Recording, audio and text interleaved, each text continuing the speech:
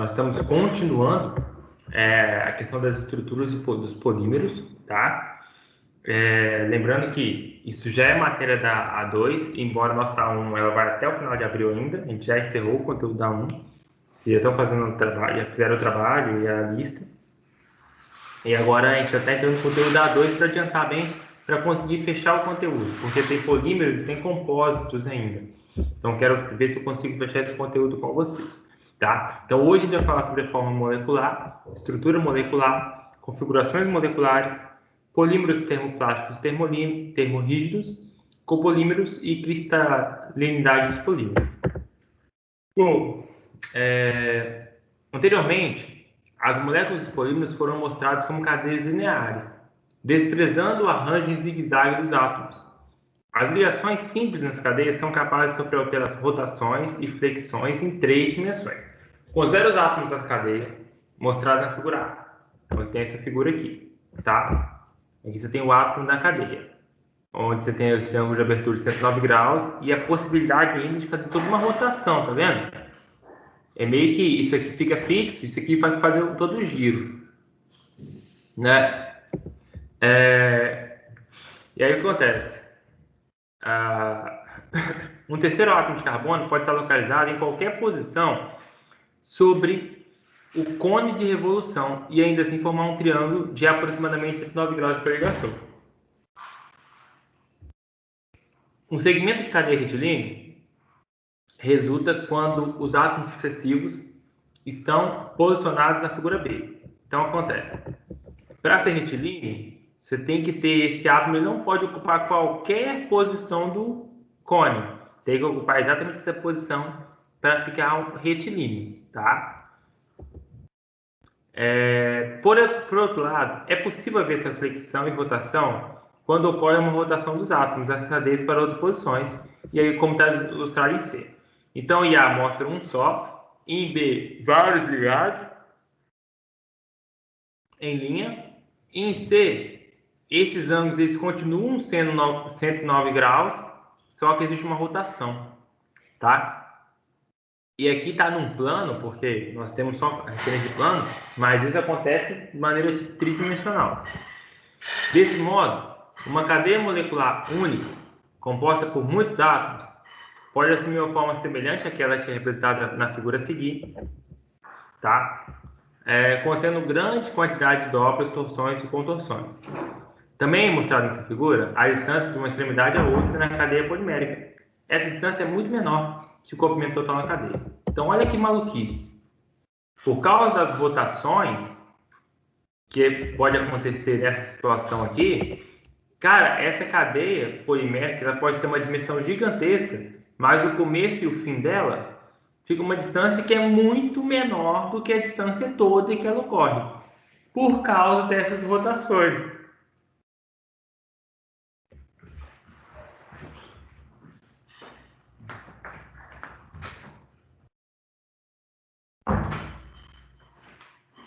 Por causa dessas rotações que podem acontecer, tá? Estrutura molecular. As características físicas de um polímero...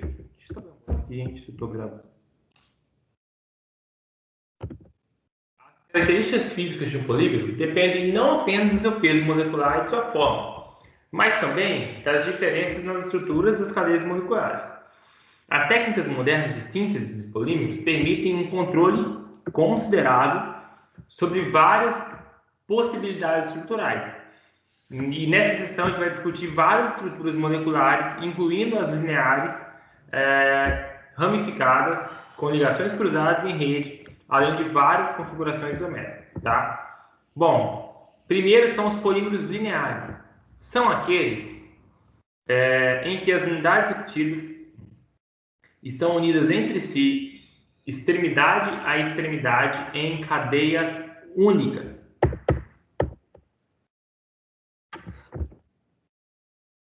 Nessa figura, a gente consegue ver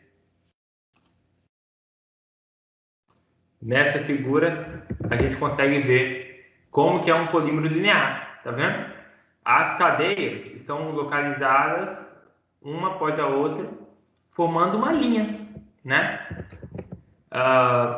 Essas longas cadeias são flexíveis e podem ser consideradas como se fosse um feixe de espaguetes, como representado esquematicamente na figura A, em que cada círculo representa uma unidade repetida. Nos polímeros lineares, pode haver muitas ligações de Van der Waals e de hidrogênio entre as cadeias. Alguns dos polímeros comuns que se formam com estruturas lineares são o polietileno, o policloreto de vinila, que é o PVC, o poliestireno e o polimetacrilato de vinila, o nylon e os fluorocarbonos. Também temos os polímeros ramificados. Eles podem ser sintetizados, nos quais cadeias de ramificações laterais estão ligadas às cadeias principais. E aí na letra B nós temos a representação desse polímero, tá vendo? Você tem uma linha, meio que uma linha principal, uma espinha dorsal aí, e vários ramos saindo dessa espinha dorsal, ok? As ramificações, consideradas como parte da molécula da cadeia principal, podem resultar de reações paralelas que ocorrem durante a síntese. A eficiência de compactação na cadeia é reduzida pela formação de ramificações laterais, o que resulta em uma redução na massa específica do polímero. Polímeros que formam estruturas lineares também podem ser ramificados. Por exemplo, o polietileno de alta densidade, chamado PAD, é primariamente um polímero linear, enquanto o de baixa densidade, PEBD, contém ramificações em sua cadeia. Só dando uma pausa aqui, galera. Alguém já ouviu falar no PAD? Deixa eu ver quem está na aula. Apesar que vocês três não tem tanta assim atuação na área industrial, né? Mas já ouviram falar alguma vez em PAD?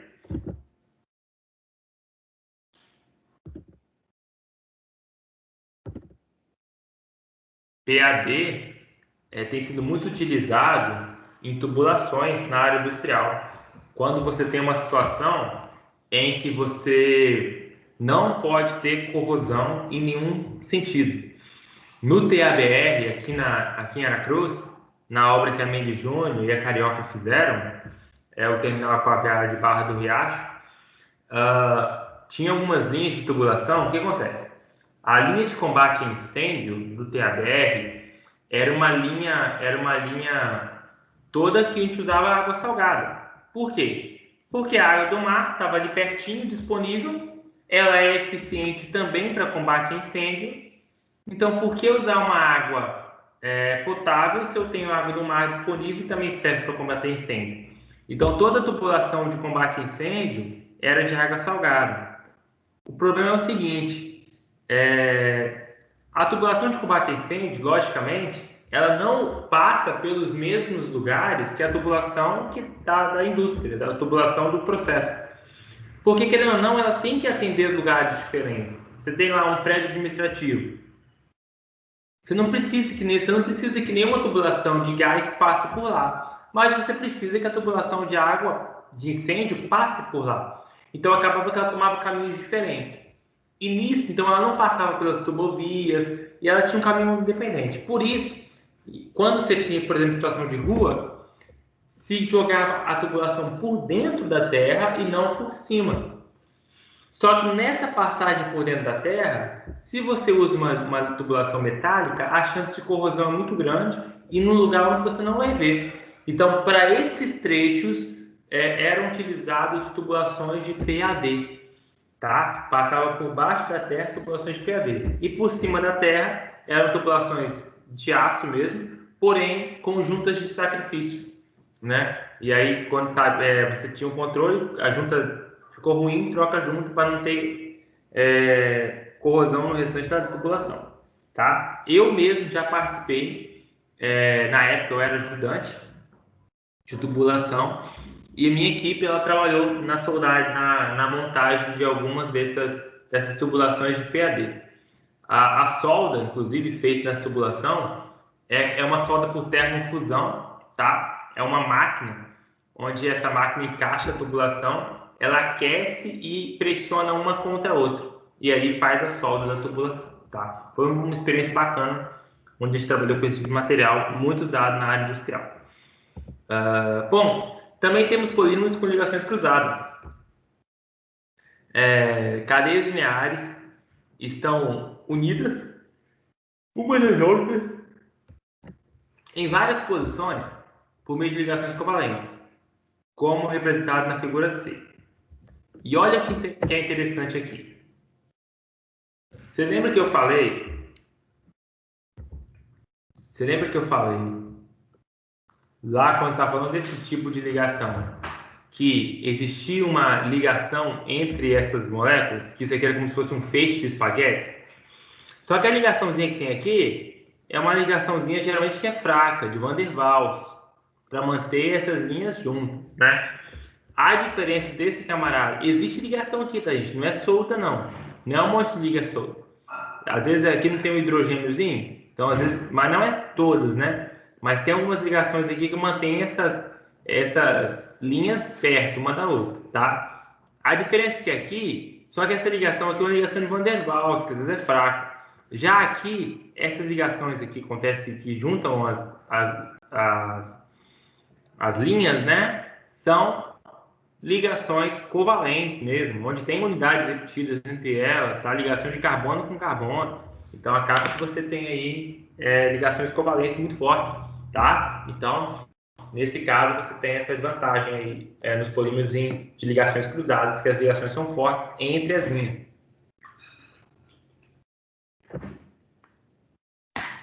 Em geral,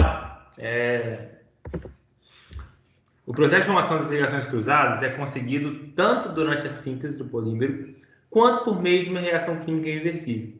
Com frequência, essa formação de ligações cruzadas é obtida pela adição de átomos ou moléculas que se ligam covalentemente às cadeias. Muitos materiais elásticos do tipo borracha têm ligações cruzadas. Nas borrachas, a formação das ligações cruzadas é conhecida como vulcanização. É um processo que está descrito posteriormente. E tem os polímeros em rede. Monômeros multifuncionais com 3 ou mais ligações covalentes ativas formam redes tridimensionais. E aí é o seguinte, percebem que esse termo é muito importante. Monômeros multifuncionais com 3 ou mais ligações covalentes ativas, tá? Se a gente for olhar na aula passada, são pouquíssimos monômeros que têm essa propriedade de fazer 3 ou mais ligações covalentes ativas. A maioria que nós conhecemos são monômeros que fazem apenas 2 ligações, tá? Isso é bem importante a gente frisar.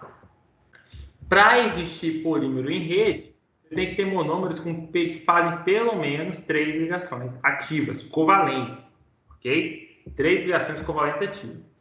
Na realidade, um polímero que tenha muitas ligações cruzadas também pode ser classificado como em rede. Esses materiais apresentam propriedades mecânicas e térmicas distintas. As resinas epóxi, poliuretanas e fenolformaldeídos pertencem a esse grupo. Em geral, os polímeros não são compostos por um único tipo estrutural específico. Por exemplo, um polímero predominantemente linear pode ter uma quantidade limitada de ramificações ou até mesmo de ligações cruzadas. Então, aqui mais uma vez essa imagem que mostra os 4 tipos. Lembrando que, como falou no último slide, não é que vai ser um polímero sempre com um só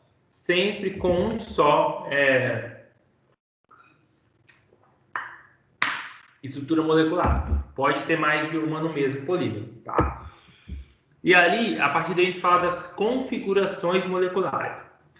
Para os polímeros com mais de um átomo ou grupo lateral de átomos, a regularidade e a simetria do arranjo do grupo podem influenciar suas propriedades. Considere a unidade repetida HCCHR. Esse R pode ser um átomo, hidrogênio, pode ser cloro, pode ser o CH3, né? Se for cloro, vira o PVC, se for hidrogênio, é um polietileno e por aí vai. Bom, então, além de ter isso, nós temos também um arranjo possível, quando esses átomos estão alternados, tá vendo? R, H, R, H, R, H, R. Está alternado. Mas também essa configuração é chamada cabeça-cauda. Então, essa aqui é a cabeça-cauda. Essa aqui é a cabeça-cabeça. Ocorre quando os R's estão ligados a átomos adjacentes. Tá? Na maioria dos polímeros, a cabeça-cauda é predominante. Com frequência, ocorre repulsão polar entre os grupos R na configuração cabeça-cabeça. O isomerismo também é encontrado nas moléculas poliméricas, nas quais é possível haver diferentes configurações atômicas. Duas subclasses é o estereoisomerismo e o isomerismo geométrico, são os tópicos. Bom, o que seria o estereoisomerismo? O estereoisomerismo representa a situação na qual os átomos são ligados mesma ordem, cabeça-cauda, RH, RH, RH, RH, mas diferem seus arranjos especiais. Para um dos estereoisômeros, todos do grupo R são localizados em um mesmo lado da cadeia. Então, qual é a diferença aqui dessa configuração? Esse R podia estar desse lado aqui também, mas não. Estão todos do mesmo lado da cadeia. E aí é conhecido como estereoisômero. Esse arranjo aqui de cima é chamado de configuração isotática. O diagrama mostra o padrão zigue-zague, com a ligação de 109 graus entre os carbonos. Além disso, a representação da geometria estrutural em 3 dimensões é importante, como indicado em ligações em forma de cunha. As cunhas cheias representam ligações que se projetam para fora do plano. E as cunhas tracejadas representam ligações que projetam para dentro da página. Tá? Então, olha que interessante. Além de tudo isso, você tem essas ligações de cunha aqui. As cunhas cheias representam ligações que projetam para fora do plano. Ou seja, essa ligação estaria aqui para cima. Estaria aqui para cima. Né? E essa aqui estaria para dentro da página. Ou seja, esse H aqui estaria aqui e esse H estaria subindo aqui no C. Não dá para nem representar aqui. Estaria subindo aqui no C. Tá? Isso acontece também. Uma configuração sindiotática, os grupos R encontram-se ordenados na cadeia. Tá? Essa aqui é a sindiotática. E essa aqui é a tática. A tática é quando você tem um posicionamento aleatório. Mas todas elas do mesmo lado da cadeia. Aqui. A conversão de estereoisômero em outro, por exemplo, do isotático para o sindiotático, não é possível por meio de uma simples rotação ao redor das ligações simples da cadeia. Essas ligações têm primeiro que ser rompidas. Só então, após uma rotação apropriada, são refeitas. Na realidade, um polímero específico não exibe apenas uma dessas configurações. A forma predominante vai depender do método de síntese. Então, você percebe que tudo que a gente está falando aí são coisas que variam muito de acordo com a síntese, de acordo com a maneira em que o polímero foi fabricado, tá? Então, essa maneira vai influenciar diretamente em como ele é feito, ok?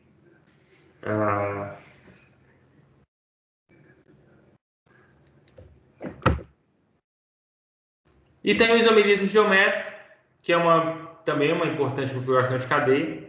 São possíveis unidades repetidas que têm dupla ligação entre átomos de carbono na cadeia, ligada a cada um dos átomos de ligação da cadeia dupla. Existe um grupo lateral, que pode estar localizado em um dos lados da cadeia ou no seu lado oposto. Então, considere a seguinte unidade repetida do isopreno, em que o grupo CH3 e o grupo H e o átomo de H estão posicionados do mesmo lado da ligação dupla. Essa estrutura é denominada cis. E o polímero resultante é o policisisopreno, que é a borracha natural. Já aqui, eles estão em lados alternados, lados opostos. Já é considerado trans. E aí, esse polímero vai chamar politransisópreno, tá? Também é chamado de gutapérsia. Apresenta propriedades distintamente diferentes daquelas exibidas pela borracha natural, como resultado dessa diferença configuracional. A conversão de uma trans em cis ou vice-versa não é possível por simples rotação na cadeia, uma vez que a dupla ligação na cadeia ela é muito rígida, ou seja, Se eu tivesse uma ligação só aqui, eu podia rotacionar, mas eu não tenho uma ligação só, eu tenho duas, e torna isso rígido, tá? Logo, imagina, cara, é só você imaginar o seguinte, imagina isso aqui, isso aqui não impede rotação, tô com a bolinha aqui que não impede rotação, e aqui também não impede rotação. Então, assim, eu consigo rotacionar da maneira que eu quiser, tá? Agora, imagina que se eu tivesse dois. Isso aqui não impede rotação, isso aqui não impede rotação. Nem um lado outro. Mas eu não consigo rotacionar mais. Por quê? Porque são duas ligações. Então, isso acontece também no carbono. Então, uma simples rotação você não consegue fazer. Tem que romper e refazer, tá? A configuração cis e a configuração trans. Resumindo, as moléculas poliméricas, elas podem ser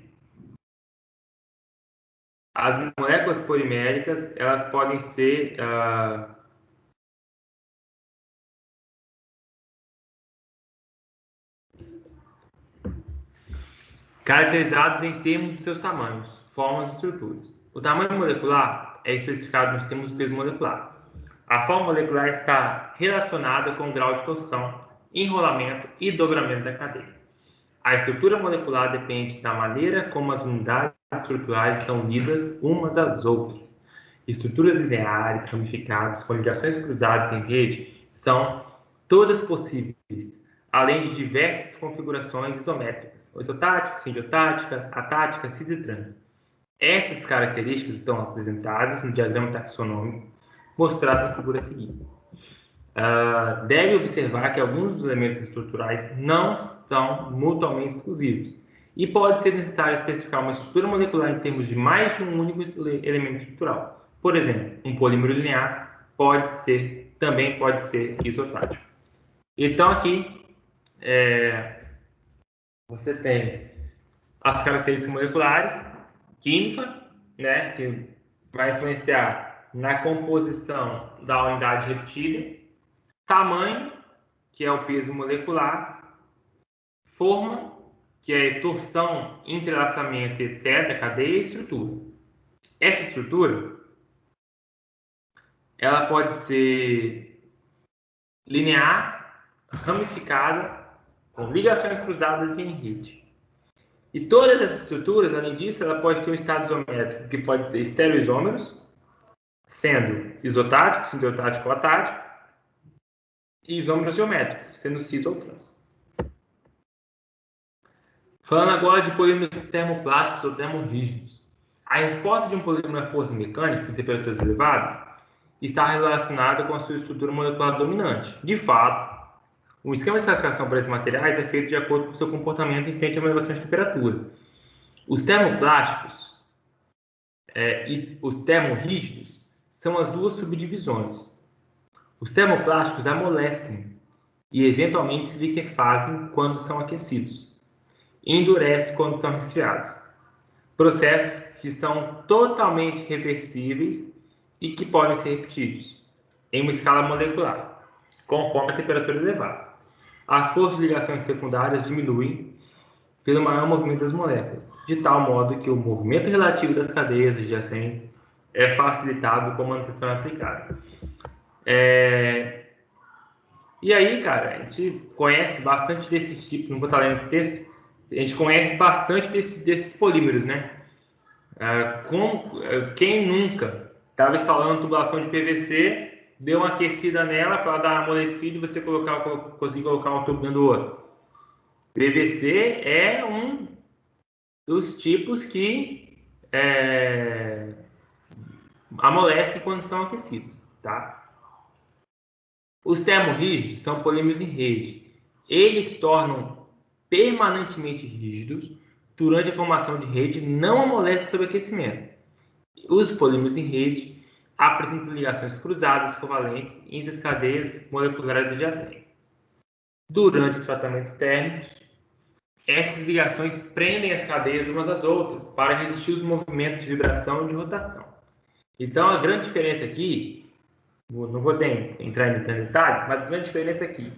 Os termoplásticos, ao serem aquecidos, eles amolecem. Por que eles amolecem? Porque aquela ligaçãozinha fraca que tem entre as linhas, elas se rompem facilmente. Já os polímeros termorrígidos, geralmente são polímeros em rede, ou polímeros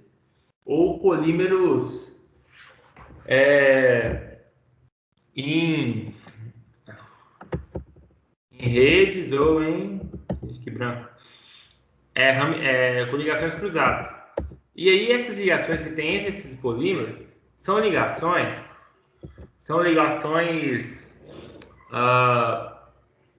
covalentes que não se rompem fácil. Por isso que esses polímeros eles continuam duros, eles continuam a mesma dureza, não amolecem a temperatura, tá? As borrachas vulcanizadas, os epóxis, as resinas fenólicas e algumas das resinas poliésteres são termorrígidos, tá? Bom, e agora tem os copolímeros. Os químicos e cientistas dos polímeros estão continuamente procurando por novos materiais que possam ser fácil e economicamente sintetizados e fabricados, com melhores propriedades ou com melhores combinações, tá? Que é aquelas oferecidas pelos homopolímeros. Um grupo desses materiais é os copolímeros.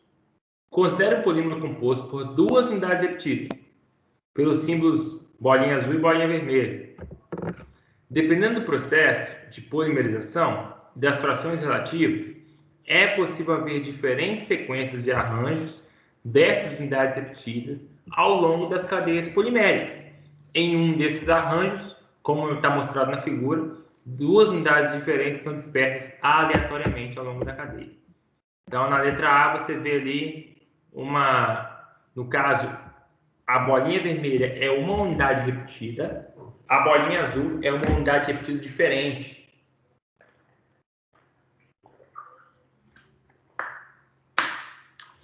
Na letra A, você tem uma representação esquemática aleatória, ou seja, não tem um padrão na distribuição desses polímeros, desses monômeros aí. Já na letra B, é alternada, ou seja, um monômero de um monômero do outro, monômero de um monômero do outro, tá? Já na C, é em bloco. No caso ali tem 5 de um, 5 de 6 do outro, 4 de um, 4 do outro, mas é em bloco, tem um padrãozinho. E na D, o enxertado, é quando você tem um polímero, né? E você tem ramificações de uma outra unidade repetida, sendo ramo desse polímero. Tá? E para calcular o grau de polimerização para um copolímero, o valor de M na equação anterior é substituído pelo valor de M médio, que é determinado a partir de M médio é o somatório do F e MI, ou seja, peso molecular médio da unidade repetida para um copolímero. Nessa expressão, FJ e MJ, são respectivamente a fração molar e o peso molecular da unidade repetida J na cadeia polimérica. Tá? As borrachas sintéticas são com frequência copolímeros. As unidades químicas repetidas empregadas em algumas dessas borrachas são mostradas na tabela seguinte. E aí são várias unidades repetidas para as borrachas. Tá? Você tem a acrilonitrila, é HH, aí você tem um seri que faz uma tripla com N, com nitrogênio. Você tem o estireno, onde o R, né? O R vai ser um fenol. Você tem o butadieno, onde você teria ali um C4H8, só que aí dos carbonos faz uma ligação dupla entre eles, tem 2 hidrogênios a menos. Você tem um cloropreno, né? Que é o butadieno, só que no lugar de um hidrogênio você tem um cloro. Você tem o isopreno, que é um butadieno também, só que no lugar de um H você tem um CH3, né? Você tem o isobutileno, que é um etilenozinho, só que você tem CH3 nas duas. E você tem o dimetilsiloxano, Você tem ali bem diferente, é bem inusual, né? Não é carbono os principais, sim silício e oxigênio, tá? Além disso, nós temos a cristalinidade dos polímeros. O estado cristalino ele pode existir nos poliméricos. Entretanto, uma vez que ele envolve moléculas em vez de apenas átomos ou íons, como nos metais e cerâmicas, os arranjos atômicos serão mais complexos para os polímeros. Consideramos a cristalinidade dos polímeros como a compactação de cadeias moleculares para produzir um arranjo atômico ordenado. As estruturas cristalinas podem ser especificadas em termos de células unitárias. Elas são com frequência bastante complexas. Por exemplo, a figura seguinte vai mostrar uma célula unitária para o polietileno e sua relação com a estrutura molecular da cadeia. Essa célula unitária apresenta uma geometria ortorrômbica. Obviamente, cadeias de moléculas também se estendem além da célula unitária, mostrada na figura. E aqui é uma célula unitária, tá vendo? Tem as dimensões dela ali, um paralelepípedo, e mostra a quantidade que tem dentro dela de cada elemento, tá? E aí, quando fala que por um polímero é mais complexo do que por metal ou por cerâmico, é porque a gente está trabalhando só com elementos químicos, trabalhando que às vezes no lugar de um elemento químico eu coloco uma molécula. Por exemplo, eu tiro um hidrogênio e colocar um CH3, eu tiro um hidrogênio e colocar um cloro, e aí vira uma bagunça toda. Isso no mais simples, né? Fora naqueles tridimensionais, naqueles que tem fenol, onde eu tiro um hidrogênio para colocar C5H6. Então, assim, C6H5, desculpa. Então, é uma loucura. E aí é muito mais difícil você entender, ter uma estrutura cristalina num polímero, do que você ter essa estrutura cristalina em outra situação, tá? Então, a gente tem que tentar entender um pouco sobre essa questão. As substâncias moleculares, com moléculas pequenas, água e metano, são em geral totalmente cristalinas, como sólidos, ou totalmente amorfas, como líquidos. Em consequência do seu tamanho e sua frequente complexidade, as moléculas dos polímeros são, normalmente, apenas parcialmente cristalinas ou semicristalinas, com regiões cristalinas dispersas no material amorfo restante. Qualquer desordem ou falta de alinhamento na cadeia resultará na região amorfa, condição que é muito comum, uma vez que as torções, dobras e enrolamentos das cadeias atrapalham a correta ordenação de todos os segmentos. Outros efeitos estruturais também têm influência na determinação da extensão da cristalinidade, como será discutido a seguir. O grau de cristalinidade pode variar desde completamente amorfo até quase totalmente, cerca de 95% cristalino. Em comparação, as amostras de metais são quase sempre inteiramente cristalinas, enquanto muitas cerâmicas são totalmente cristalinas ou totalmente não cristalinas. Os polímeros semicristalinos são, em certo sentido, análogos às ligas metálicas bifásicas que foram consideradas anteriormente. E aí, a massa específica de um polímero cristalino é maior que a de um polímero amorfo, de mesmo material e com o mesmo peso molecular. Então, olha que doideira. O mesmo polímero, se ele for cristalino, ele tem uma massa específica, se ele for amorfo, ele tem outra massa específica, tá? Uma vez que as cadeias estarão mais densamente compactadas na estrutura cristalina. O grau da cristalinidade em relação ao peso pode ser determinado a partir das medições precisas da massa específica, de acordo com percentual de cristalinidade é igual a PC vezes PE menos PA, dividido por PE, PC menos PA. PE é a ROE, no caso. É a massa específica de uma amostra para a qual a porcentagem deve ser determinada. PA é a massa do polímero totalmente amorfo, PC do polímero perfeitamente cristalino. Os valores de PA e PC devem ser medidos por outros métodos experimentais. Tá? E aí a gente vai falar só desse grau aqui, beleza? Vou fazer um exercíciozinho. Tá? Calcule a massa específica do polietileno totalmente cristalino. A célula unitária ortorrômbica para o polietileno está mostrada na figura 14.10. Além disso, o equivalente a 2 unidades repetidas de etileno está contido no interior de cada célula unitária. Você já sabe fazer, né? Isso aqui bem feito, né?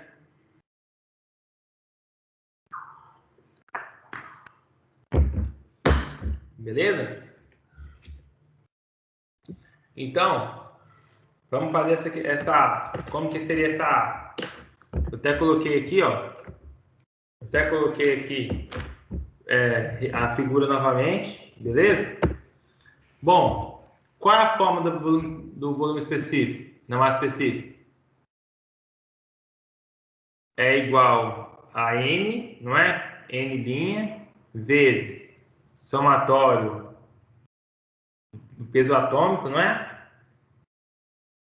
Do cátio mais do ânion. Não é isso aqui? Nas cerâmicas. Nas cerâmicas é esse aqui, não é?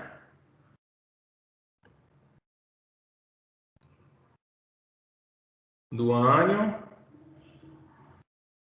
dividido por volume de controle vezes número de Avogadro, não é isso aqui? Beleza? Qual a informação que ele nos deu? Que é um polietileno. Polietileno. Ele falou que já disse pra gente que 2 unidades repetidas de etileno está contido no interior de cada célula unitária. Beleza? Polietileno. Etileno é o CCH,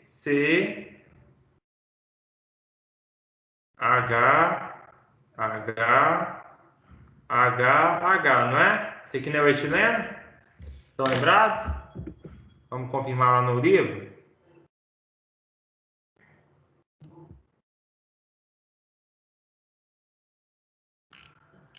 Se abrisse, a gente podia confirmar no livro, mas o etileno é esse HHC, ok? Esse é o etileno. E ele disse que 2 unidades do etileno estão dentro da célula unitária, 2 inteiras.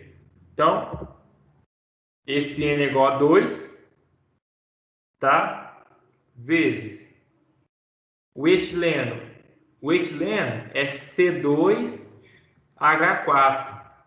O carbono eu sei que é 12, então vai ser 12 gramas por mol vezes 2 mais 1 grama por mol, que é de hidrogênio, vezes 4. Tá? Esse N aqui é 2. O volume de controle é um paralelepípedo, né? 0,255, 0,494, 0,741. Então vai ser 0,255 vezes 10 a menos 7 centímetros vezes 494, 0,494 vezes 10 a menos 7 centímetros vezes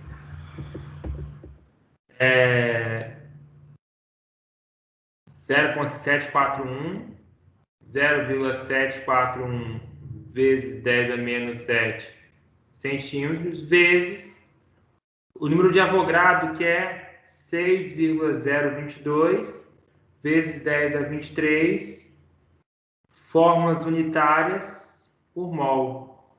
Ou só por mol, né? Beleza? Rho vai ser igual a... Em cima está dando 12 vezes 2, é 24 mais 4 vai dar 28, vezes 2 vai dar 56 em cima. Eu tenho 56 gramas por mol. E embaixo está dando 0,255 exponencial a menos 7, vezes 0,494 exponencial a menos 7, vezes 0,741 exponencial a menos 7, vezes 6,022 exponencial a 23. Está dando 56 0,21 centímetro cúbico por mol. Ou seja, isso aqui está dando 0,99 gramas por centímetro cúbico. Beleza? 9962. Tá? Só uma consideração importante. Não, só isso mesmo. 0,9962. Ok? Essa é a massa específica do polímero totalmente cristalino. Então, eu sei que o PC, ρC, que é ele totalmente cristalino, é 0,9962 gramas por centímetro cúbico. Letra A. Ou seja, o cálculo da massa específica é igualzinho. O cálculo da massa específica para cerâmico metálico é o mesmo cálculo. Sempre. Beleza? E na letra B, usando a resposta do item A, calcule a porcentagem de cristalinidade. A porcentagem de cristalinidade de um polietileno ramificado.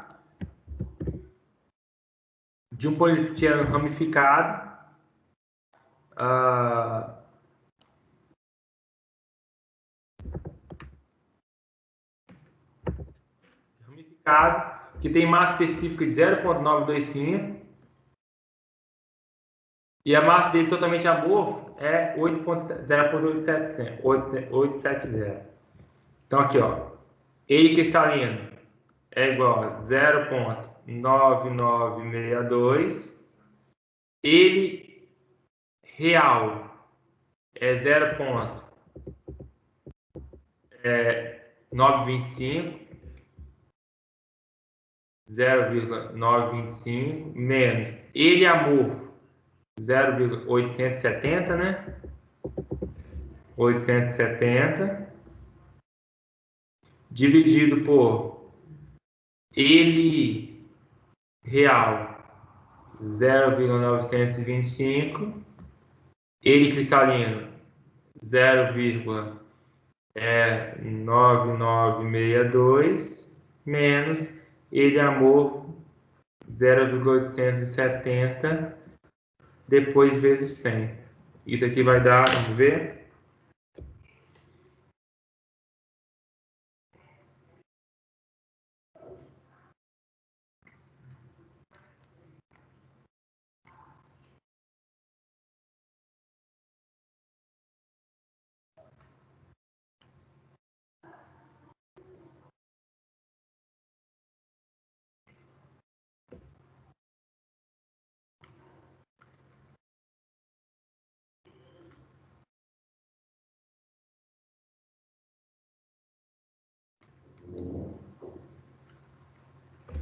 tá dando 46,92%. Ou seja, esse é o percentual de cristalinidade do nosso material. Beleza, galera?